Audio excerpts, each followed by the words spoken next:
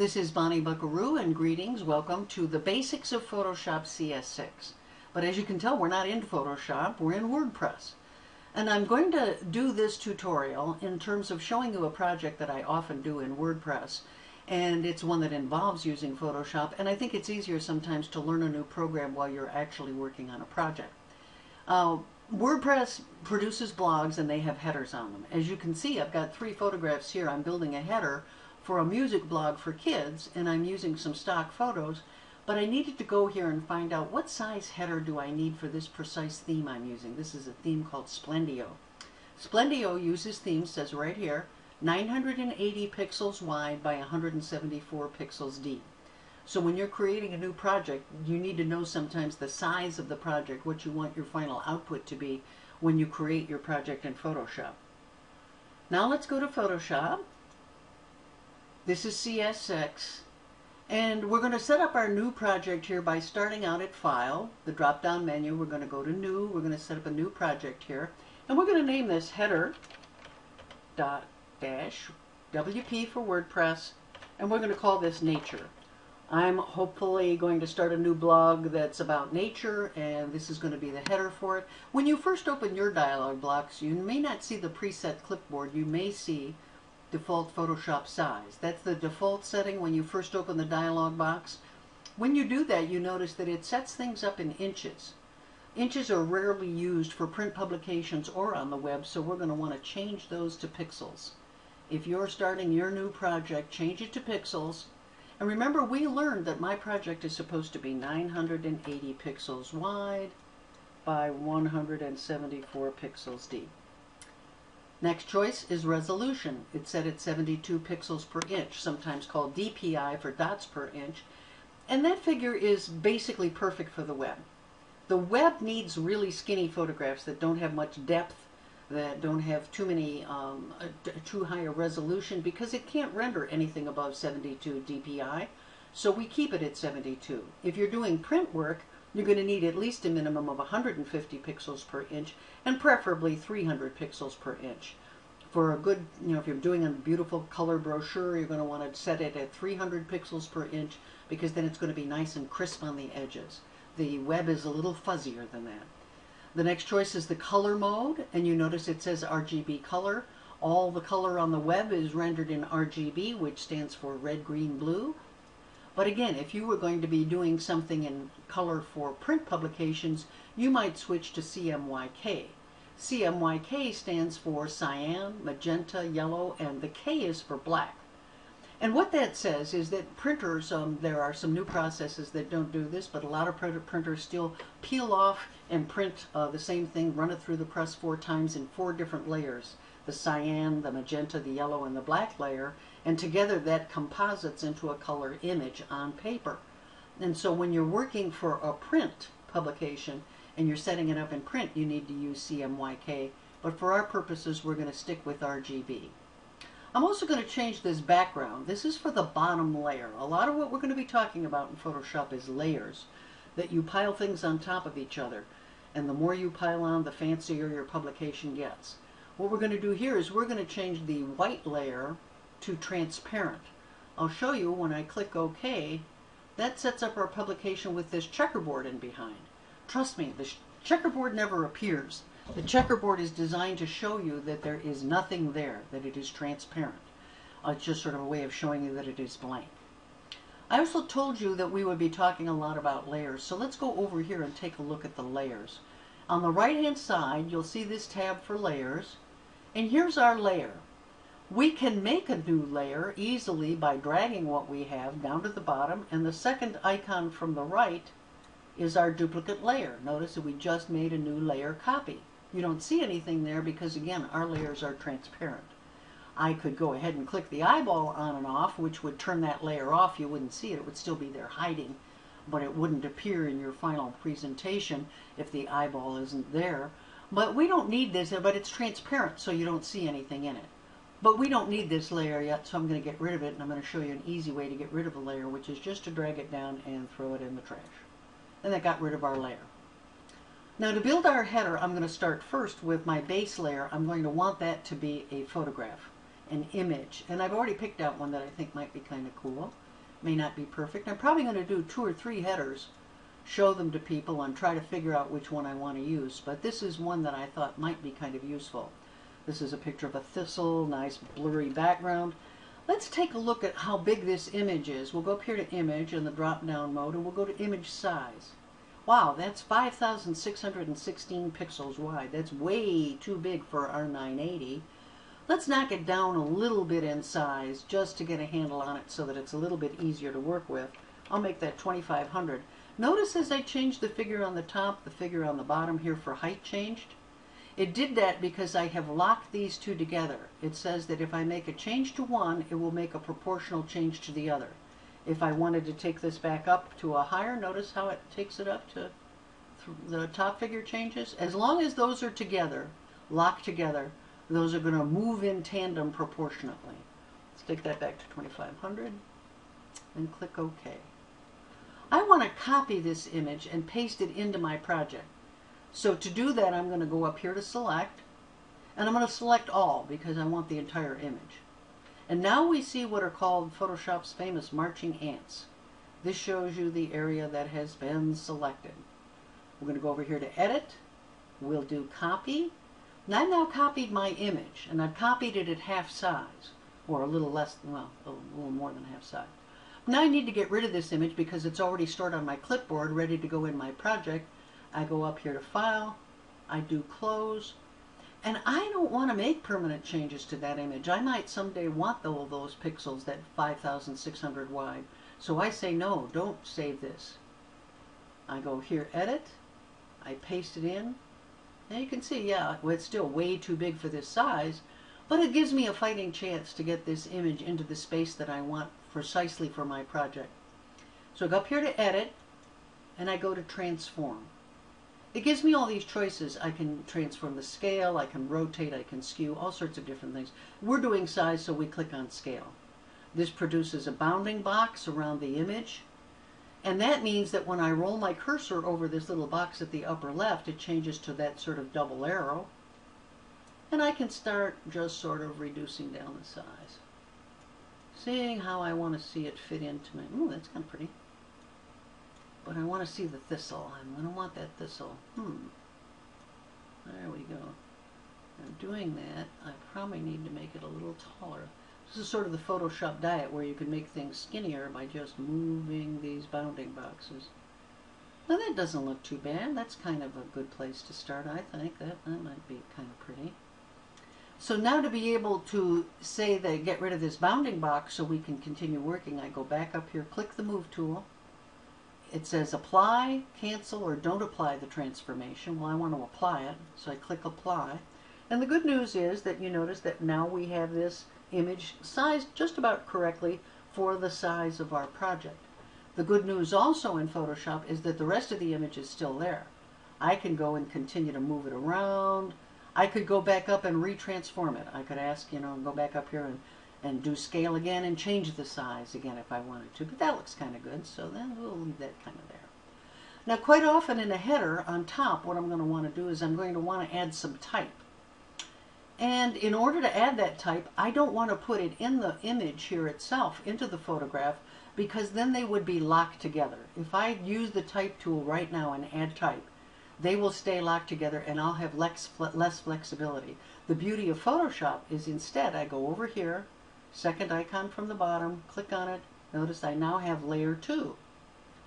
That layer is separate from my photograph. See, if I click off the eyeball, see our little photograph disappears. There's our photograph. These are on separate layers now, so a change I make to one is not going to make the change on the other. I go back over here to my left-hand tool rack and I click on T for type. And the minute that I do that, it brings up all this information about whatever was the last font that I used. Apparently I used Freestyle Script in regular size. Let's go back. I think what is the default for the Windows Photoshop is Myriad Pro, I believe. Let me go over here and set it to Myriad Pro. And we'll take a look at some of the things, some of the options that you get with your type tool. And here we are, Myriad Pro. Myriad Pro, you can go here, you can change all the fonts that you want to. you can go here and you can see that you can also change whether it's going to be condensed, italic, bold, semi-bold, all of these different choices. Now you won't see this many choices in all fonts. Different fonts have different typefaces in their family. You can also change the size here, the size of the font. And this is a very handy function. We'll see this in use later. These are usually defaults to the word none, where there's no special effects on this. And this is the color of the font. Let's say we're going to stick with this yellow just so it'll stand out and we'll see. And my new blog is going to be called Nature's End. And boy, does that look raggedy. That doesn't look very good. See how raggedy the edges are on that font? Well, remember I told you, let's go back and click on RT, and that brings up this box above with that drop down where we have none. Let's see what it looks like if I click on sharp. See how it's changed the edges on that font and made them a lot sharper? I often use smooth. I like the way smooth looks. Smooth changes it just a little bit. It's a subtle change, but I often kind of like it. Now another thing I might want to do is that I might want to change the color. That's not the best color in the world. First of all, it's a little large. Let me go ahead and take this down a bit. I'll take this down to 60. That moves it. Now I can move it around any place I want to with my move tool as well, which is kind of handy. I'll go back and click on my T, brings up all my information about this font. And I want to change the color, so I'm going to highlight the whole thing. All I have to do is drag my cursor over and then highlights. Go up here to the color. And see that little eyedropper that appears when I click on it? That's the color picker. Anytime you see the eyedropper, you're using the color picker tool. And the color picker is handy. Yes, you can go over here, and every time you click on a different color, you can go ahead and change the color automatically on that photograph, on that type on top of that photograph. But the little picker tool also lets you go down, and one of the handy things is a lot of times you want to pick a color from all the colors that are already in the project. Aha! See how nicely that fits? I can change it here. Oh, that's kind of pretty. That's a pretty pink. Maybe want it a little lighter? Yeah, a little lighter. We talked earlier about how for the web it's always RGB colors. I can click this button here that says web only colors, and that means that it's going to automatically find ones that are safe for the web. RGB. See these three values? These are the different levels for the R. Red is set at 255, green at 204, blue at 255. This is also the hexadecimal code that you can use on the web to set the colors. There's various color charts and color pickers around the web, so when you're really looking for the perfect color, you can do a lot of different things. You can build your own swatches. You can add your own color libraries of common colors that you're really fond of. Sometimes you build a swatch for a project so that you determine in advance all the colors you want to use in the project and no others, so that you can share that with other people working on the project so they don't deviate from the plan. So we'll stick with this pink and we'll click on OK, and that makes for a nice, kind of a nice color there. So there are plenty of other things that you could also do to add special effects to this layer of type that we have, but I'm going to show you the easiest way to do fairly common changes. Let's go back down to the right hand side where we have all these icons at the bottom, and let's click on FX. I'm going to pick the first one, bevel and emboss. Now watch that type as I click on bevel and emboss. That shows you a preview of what it would look like if we apply this layer style to this layer of type. See how it bevels the edges and it also sort of embosses it, makes it sort of stand up almost like it's embroidery. That's a sort of fancy effect I'm none too fond of, but you can play around with that one. All sorts of different settings. Here you notice that because we chose this one, you can change the inner bevel, outer bevel, all of these different ones. But let's say we're not going to use that one. Let's go over here. What's another common one that we often see on? I'm going to go down here and pick drop shadow. So there's drop shadow. Let's get rid of our bevel and emboss, and we have drop shadow. Drop shadow is a sort of web cliche, but it's also very handy at times to make the type stand out from the background. And what you can do is up here is you have all these other controls that you can do to change the size, the distance, the spread. If I take this down to 2 pixels instead of 5 pixels, you see it gets more subtle. I maybe take the distance away from the top layer, move it closer, move the shadow closer so that it's a little bit more subtle. Maybe I take down the opacity of the entire drop shadow so that it's a little bit more subtle. We like subtle there. That's a little bit better. Now if I click on OK, it'll apply that to the layer of type, and then we would have to go back and take it off in order to get rid of it. You notice there are other options that you have that you could add. You can add outer glow. Yee, wow, that adds a sort of, you can change the color on it, but it adds a sort of yellowish, in this case, a glow on the outside. You can add a stroke, and you'll have a stroke when you see it done in black with 3 whole pixels. That's very wide, so you might want to pick a nice subtle color if you're going to. Sometimes you'll see color on the edge of type that looks kind of nice. Sometimes it looks like it's overdone. Well, let's just stick with a sort of small drop shadow. Well, let's not stick with anything at all. Let's just not have any kind of special effect on our type. Sometimes simple is best. We've got our type. We're going to move it around here. But you know, another nice effect sometimes is that we want a type set up where one word is in one font and another word is in another font or typeface. So let me go back up here to our T tool, and let's get rid of our second word. I could go ahead and change that font by going up here, and I could change it to any other font. See, I'm changing the font. I wonder what that would look like. Ew, that's kind of ugly. But we can also just get rid of that word, and we can add another layer. Remember, we're over here, and we want to add another layer, so we click on our icon at the bottom, and it says Layer 2. It's unnamed. We can name our layers. All we have to do is double-click on it in order to be able to name it, and we'll put End in here. We don't have to bother usually with the Type tool because, as you see, that renamed by using it says Natures. It'll pick up whatever is on the Type tool. So I'm just going to leave this as Layer 2. Okay, and we'll watch when we do that. Over here, we're going to add in our new layer, we're going to click on our T tool for type, and we're going to add the word End. Okay. Now, we're going to move it. Maybe we want to have this in a different spot and in a different font. So we'll highlight it. We'll go up here. Let's pick something really sort of garishly fancy. There's probably nothing fancier than, what is it called? English Vivace, I think. There we go. That's a really fancy one. Now see, we have Nature's End. But notice how even though it's the same size font as the other one, it isn't as large. Fonts also differ in how large they look. So we're going to want to take this one up to 72 at least, right? See what that looks like. And even that won't be large enough. You can always go in here and you can type in whatever number you want. 90. Let's make that big. Oh, I didn't have it highlighted, so it didn't change it. So I have to highlight it, change it, and there we go. Perfect. Now we can do all kinds of fancy things. Now keep in mind, see how I can move it behind this? What happens when you stack layers? Let's change the color on our second piece of type. Let's change that to maybe a nice light green. Notice that I have this layer stacked on top of the other. Okay? Oh, it didn't change it when I made it a type over there. We'll double click on that and we will call it End so we don't lose our place with that one. Notice that if I pull this and move its order of succession and move it down below that other layer, now Nature's is on top and End is behind.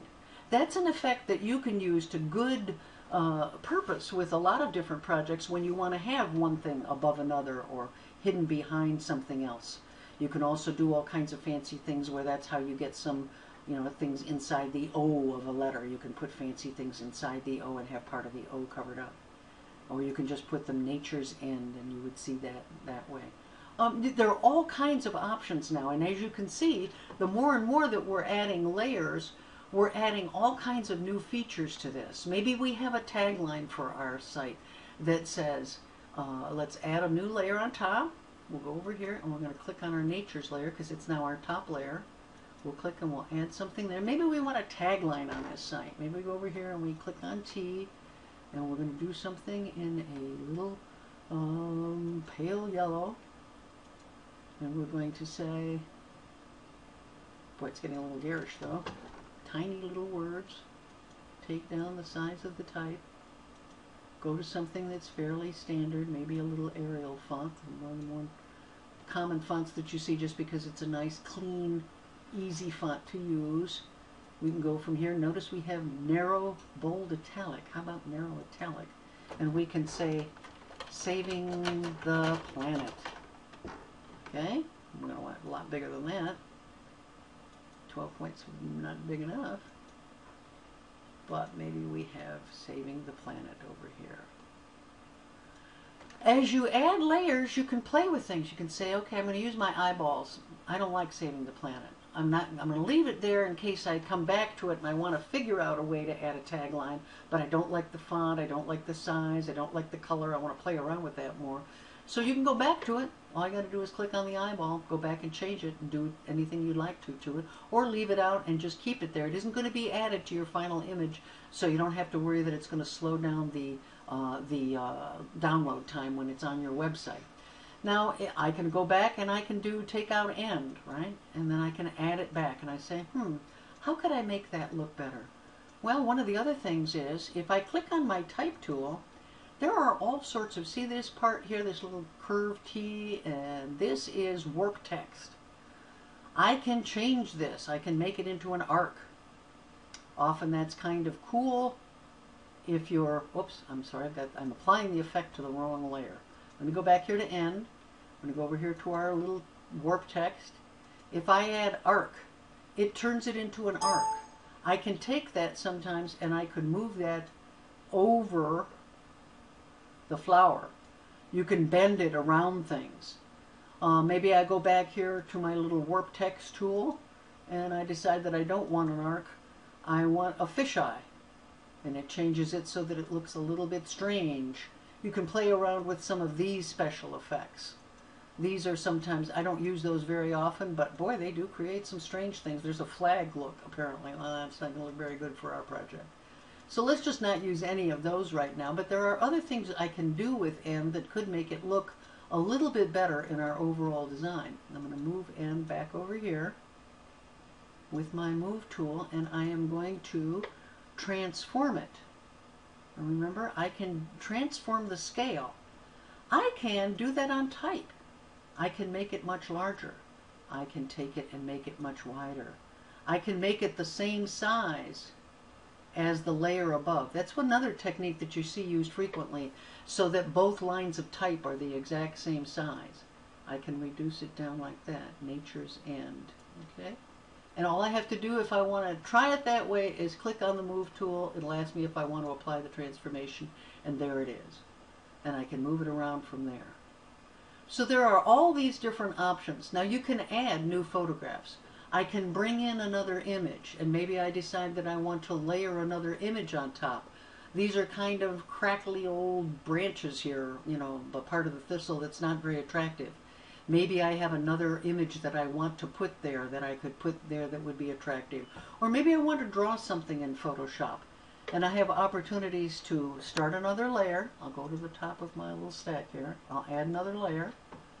And I can use this tool, the second down from the top. Maybe I'd use this elliptical marquee tool. And I create a circle. Go up here and I say fill. And I want to use the foreground color. That means the color that you see right here. I click OK, and it creates a graphic for me. That looks a little bit too bold. I may want to take down the opacity on that graphic. I may want to take the color down so that I'm using less of that color itself. Marching ants going around the edge, that means that that is still selected. I can go over here into the right-hand column and see where it says opacity, 100%. That's 100% of that yellow.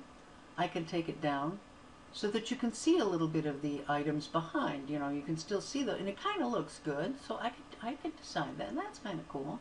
All I have to do is click here, and it gets rid of that. Use my move tool. I can use that to cover up those parts of the image that I don't like, and maybe I put some other type in here.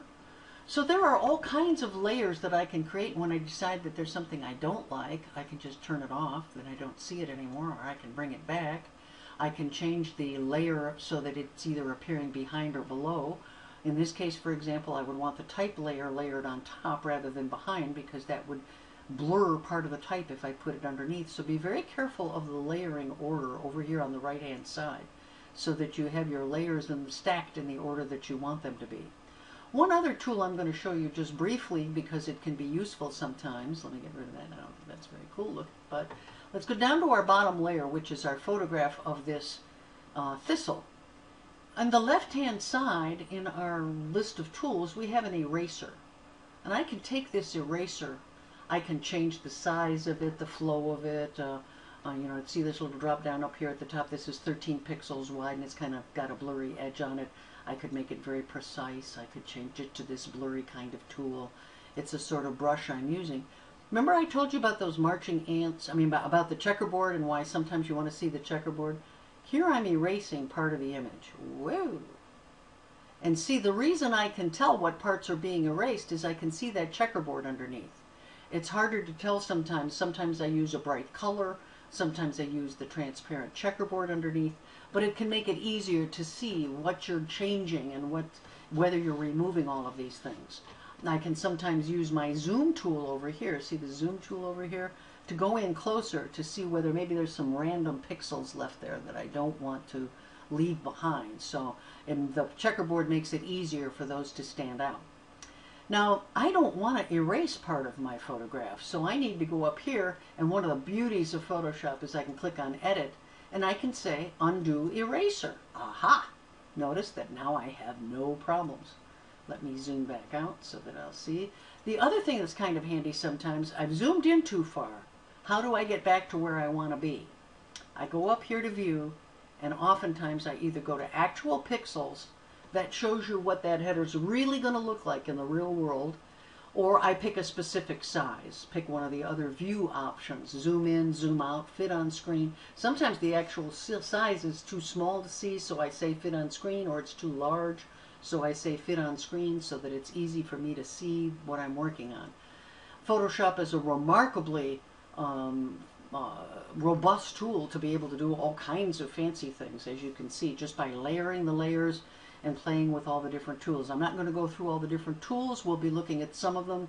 But I did want to show you one thing, that if you want to save this header, the first thing you want to do is you're going to want to do a save as and save this whole file, right?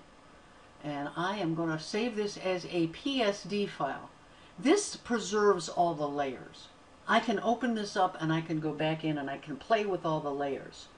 You don't use a PSD file anywhere in terms of placing it in a project very often, but you do want to keep these in your foundational files so that you can always go back and make additional changes. What I do want to do, however, with this project, because it's a web project, is save for web. Now when you do save for web, here's our project, and it says it's 110 pixels as a GIF. A GIF is the format that you use for flat graphics, where there's a lot of areas of just flat color. And you would go over here to change from GIF to JPEG for this image, because a JPEG is perfect for photographs. It gives you a lot more depth of color, a lot more variations in the color. For web work, you either use it and save it as a GIF, a JPEG, or your third option is as a PNG, and you've got your choice between a PNG 8 or a PNG 24. Both of them are quite a bit larger. They have beautiful color, they save a lot of information, but they often are pretty heavy files. And so let's stick with the JPEG for this and see if we're going to be. Now we get to choose our quality, and the quality can determine how thick that file is going to be. Ideally you want to keep, this is only 32K, that now by changing it to a JPEG from a GIF, we've reduced it down to 32K. You see right here below JPEG, below the image, it'll tell you how fat that file is. And ideally you want to stay below 50K for the web, for most of your images. You can go over here though and you can change the quality, low, medium, high, very high, maximum. Let's see what it would be at maximum. You see it would go all the way back up to 115. The other way to change quality is to go over here to the right, click on it, it brings a little drop down, and you can change the quality much more precisely. Maximum is all the way up here, but you can go with little tiny gradations. And we're going to stick with it as an optimized image. We're optimizing it for the web. But notice there's some other tabs up here at the upper left. You can do what's called a 2-up. You get two choices. Here's your original 666K, that's a lot, and your JPEG at 40K. And you see how much there's a little bit of drop off in quality. You can see more detail in this big image here, the one that's very thick and dense. But you say to yourself, well, I wonder if maybe there's another way, that one I'd prefer. Click on the 4 up. That gives you 4 choices to look at. Which one do you think looks the best? You can see the trade-off between the size of the image and the number of K. 40K, 18K, 11K. You get down here and the image is deteriorating too badly. It's just not looking very good. We would still want to stick with our 68 quality, I believe. We're going to take it up a little more. I still think that that's worth it, to be able to have a decent look on that image and not have it degrade too much. And so now we're going to save our image. You get to give it a name, and you can put it where you want to, and now we have that image saved and we can upload it to our WordPress file, and we're all set. We have saved both the PSD version of the project here so that we could go back in and make any changes we want to. I really don't like the way that end looks, and gee, I think I'd like to maybe, boy, I want to go in and play again. Maybe I'm just going to move this over here. Oops, didn't mean to move that. I'm going to move this over here and take this over here. There you go. You can keep playing with it until you fall asleep. So tune in next time for more tutorials.